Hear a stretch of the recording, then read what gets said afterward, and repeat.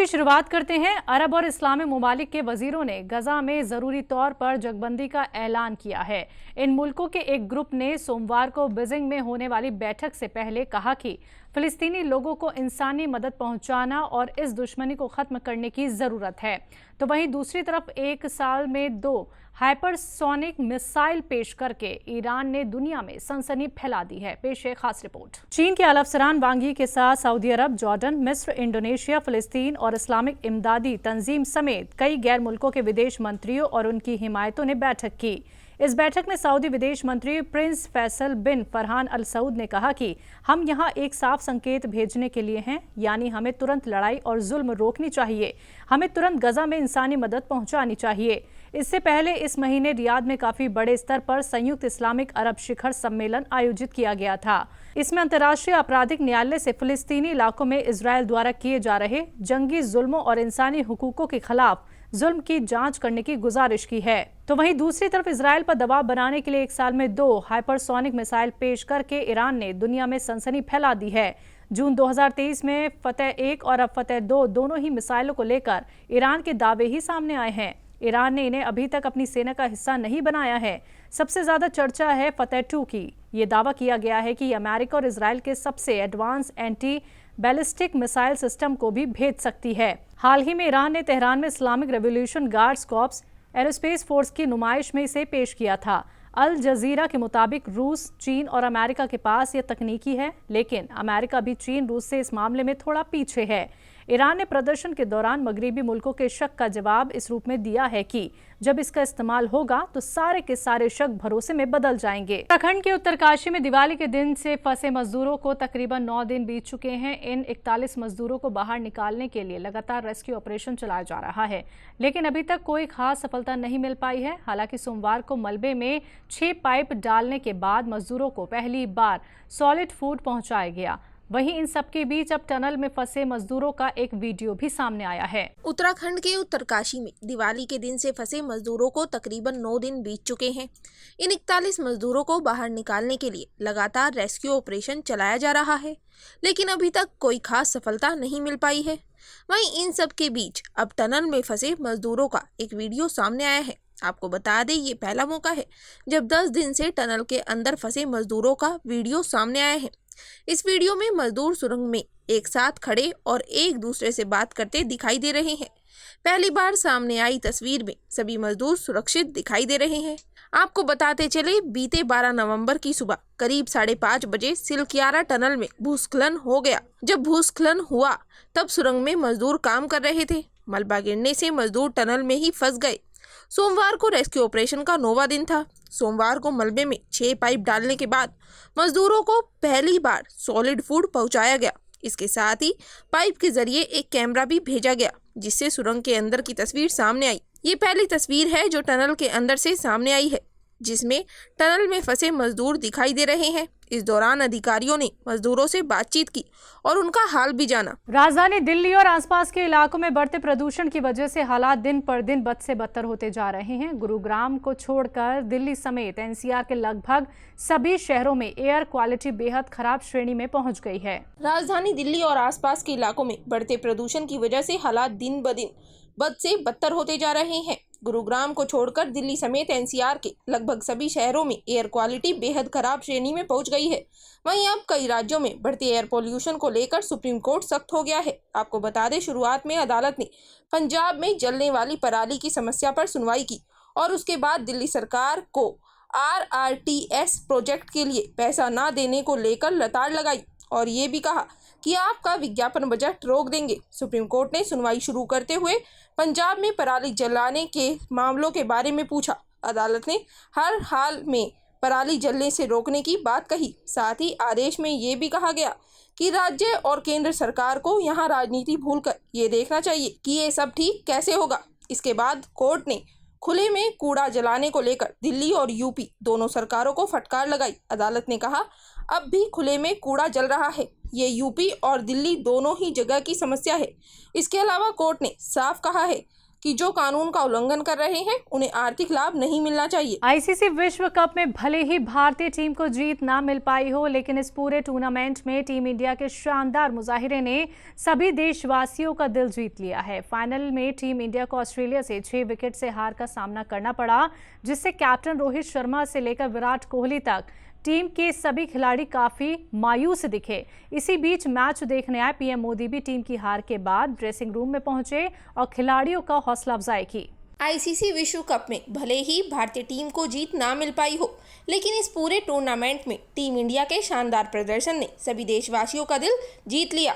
आपको बता दें, भारतीय टीम जब लीग मैच और सेमीफाइनल में खेली तो चैंपियन नजर आ रही थी। हालांकि फाइनल में टीम इंडिया को ऑस्ट्रेलिया से 6 विकेट से हार का सामना करना पड़ा, जिससे कैप्टन रोहित शर्मा से लेकर विराट कोहली तक टीम के सभी खिलाड़ी काफ़ी ज़्यादा मायूस दिखे।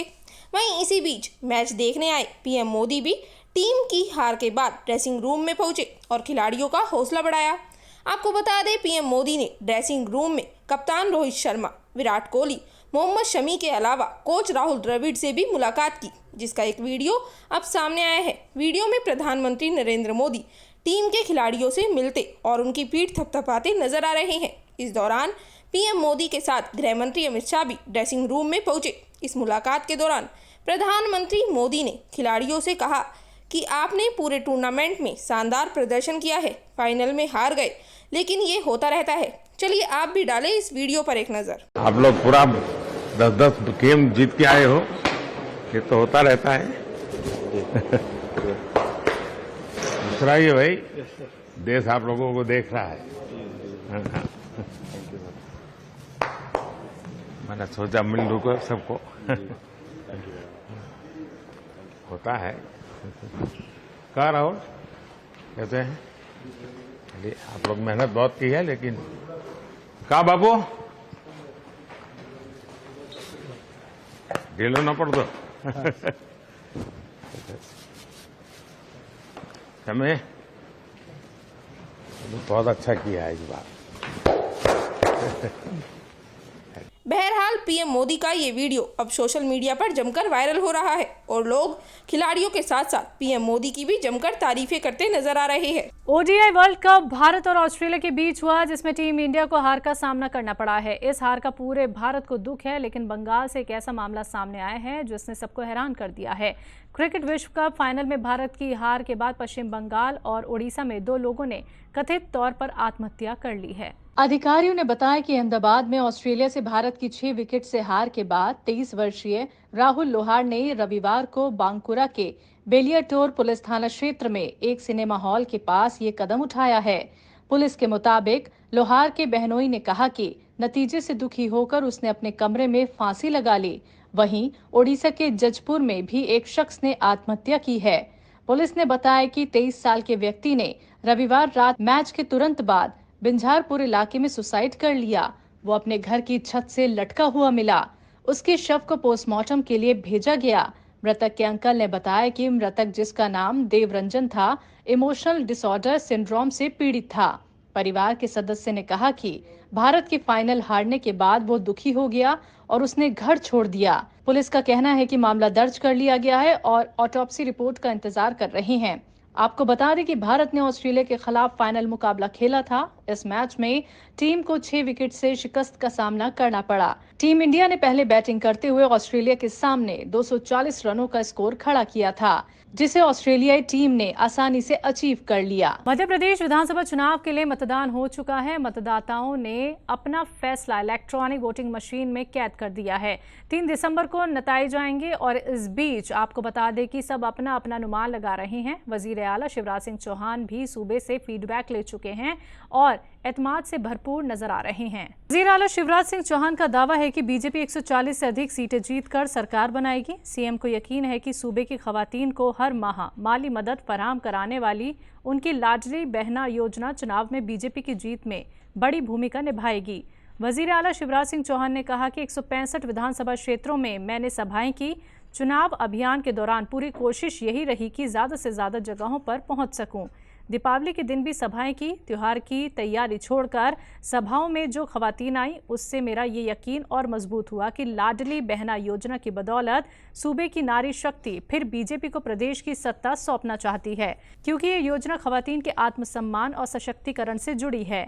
महिलाओं के मत प्रतिशत में 2% की बढ़ोतरी हुई है। पिछले चुनाव में 10 से ज्यादा सीटों पर 1000 से भी कम मतों के अंतर से हार जीत हुई थी। ऐसी सीटों पर लाडली बहना निर्णायक होगी। वजीर आजम नरेंद्र मोदी ने राजस्थान की पीलीबंगा में एक चुनावी रैली को खिताब करते हुए कहा कि हम गुरु परंपरा का पालन करते हैं और हमारी लगातार कोशिश है कि ईमानदारी से काम करने वालों को एजाज मिले। उन्होंने आगे कहा कि पिछली सरकारों ने लाखों रेहड़ी पटरी वालों और कारीगरों को उनके हाल पर छोड़ दिया था। और क्या कुछ कहा पीएम मोदी ने, सुनवाते हैं। पहले सरकारों को सोचने की फुर्सत ही नहीं थी, उनके लिस्ट में ये काम ही नहीं थे। लेकिन आपके इस सेवक ने पीएम स्वनिधि योजना की मदद से आज ऐसे लाखों रेहड़ी पटरी वाले सामान्य काम करने वाले लोगों के जीवन को, उनके परिवार के जीवन को बदला है। जिनको कोई नहीं पूछता, मोदी उनको पूछता भी है और मोदी उनको पूजता भी है। राजस्थान के वजीर आला अशोक गहलोत ने कहा, जिस तरह से हमने माली तौर से राजस्थान के हालात को संभाला है, उससे सूबे के लोगों को फख्र होगा। 5 साल की माली हालातों की बात करें तो राजस्थान में हर शख्स की आमदनी बढ़ी है। जब बीजेपी की सरकार थी तब हर शख्स की आमदनी में हम मुल्क में 30वें पायदान पे थे और अब हम 12वें पायदान पर हैं। 5 साल के आर्थिक हालातों की बात करें तो राजस्थान प्रति व्यक्ति आय जो है 46.48% की बढ़ोतरी हुई है राजस्थान के अंदर। 2017-18 के अंदर प्रति व्यक्ति आय जो है, जब सरकार बीजेपी की थी तो हम देश में 30वें स्थान पर थे प्रति व्यक्ति आय के अंदर। आज हम 12वें स्थान पे आ गए हैं। ये हमारा बहुत बड़ी उपलब्धि है, 30 से 12वें स्थान पे आ गए। और 2030 तक प्रति व्यक्ति आय देश में नंबर 1 बने, ये हमारा सपना है, जो हमारा मिशन 2030 है उसमें। नंबर 2, 2021 के अंदर हमारी स्टेट जीडीपी की दर 19.50 तक पहुंच गई, जो एक दशक के अंदर सर्वाधिक है। तो राजस्थान के चित्तौड़गढ़ विधानसभा क्षेत्र में आयोजित जनसभा को संबोधित करते हुए उत्तर प्रदेश के वजीर आला योगी आदित्यनाथ ने कहा, मैं राजस्थान में पिछले 4 से 5 दिनों से चुनाव प्रचार में हूं और जहां भी जाता हूं तो वहीं खनन माफिया, वन माफिया, पशु माफिया है। और जब माफियाओं की चर्चा होती है तो मुझे पुराने उत्तर प्रदेश की याद आती है। माफियाओं का इलाज केवल डबल इंजन की सरकार कर सकती है। याद करिए, उत्तर प्रदेश में बड़े बड़े माफिया थे, अजगर जैसे माफिया थे, और इनके लिए मैंने एक नया अनुसंधान किया था यूपी में, और वह अनुसंधान है हमारा बुलडोजर का। आप देखते होंगे ना, माफिया को रौंदते हुए बुलडोजर कैसे यूपी में चलता है, उनकी संपत्तियों को जब्त करके और गरीबों की आवाज कैसे वहां बनते हैं, महिला संरक्षण गृह कैसे बनते हैं, गरीब बच्चों के लिए आवासीय विद्यालय वहां पर कैसे बनते हैं, ये उत्तर प्रदेश के अंदर हम लोगों ने करके दिखा दिया। और माफिया का इलाज तो डबल इंजन की सरकार ही है। कांग्रेस नेताओं पर केंद्रीय एजेंसियों की छापेमारी पर कर्नाटक के मंत्री प्रियांक खड़गे ने कहा, इसमें हैरानी की क्या बात है, ये पिछले 10 सालों से हो रहा है। सीबीआई, ईडी और आईटी बीजेपी के स्टार प्रचारक हैं, मोदी या अमित शाह नहीं। So today, ID raids were conducted on Congress leader. No, that is okay. I mean, what is surprising? पिछले 10 साल तो यही चल रहा है। बीजेपी के star campaigners he CBI, IT, ED है, मोदी और अमित शाह नहीं है। आप बात करो सेंट्रल गवर्नमेंट के खिलाफ, आपके यहाँ भी आईटी, ईडी आ जाएगा। तो हैरत की बात क्या है? I am not surprised. Anybody who speaks against the current regime in the country, the first standard operating procedure that opens up is IT-ED raids. सदर जमहूरियत द्रौपदी मुर्मू ने आज ओडिशा के बादाम पहाड़ रेलवे स्टेशन से 3 नई ट्रेनों को हरी झंडी दिखाकर रवाना किया। साथ ही बादाम पहाड़ रेलवे स्टेशन की दोबारा नए सिरे से तामीर की बुनियाद रखी। दरअसल आज उन्होंने इन 3 नई ट्रेनों शालीमार बादाम पहाड़ साप्ताहिक एक्सप्रेस, बादाम पहाड़ राउरकेला साप्ताहिक एक्सप्रेस, टाटा नगर बादम पहाड़ मेमू ट्रेन को हरी झंडी दिखाई। इस मौके पर ओडिशा के राज्यपाल रघुवर दास, केंद्रीय शिक्षा एवं कौशल विकास मंत्री धर्मेंद्र प्रधान, केंद्रीय रेल, सूचना एवं प्रौद्योगिकी मंत्री अश्विनी वैष्णव, केंद्रीय राज्य मंत्री जनजातीय मामलों एवं जल शक्ति विश्वेश्वर टुंडू उपस्थित रहे। तो वहीं ओडिशा के बादम पहाड़ रेलवे स्टेशन से नई ट्रेनों को हरी झंडी दिखाने के अवसर पर राष्ट्रपति द्रौपदी मुर्मू ने अपना संबोधन भी दिया। इसके अलावा राष्ट्रपति द्रौपदी मुर्मू ने ओडिशा के मयूरभंज जिले के पहाड़पुर में एक कौशल प्रशिक्षण केंद्र का उद्घाटन भी किया और उसी गांव में SLS मेमोरियल आवासीय विद्यालय का दौरा किया, जहां उन्होंने छात्रों के साथ बातचीत की।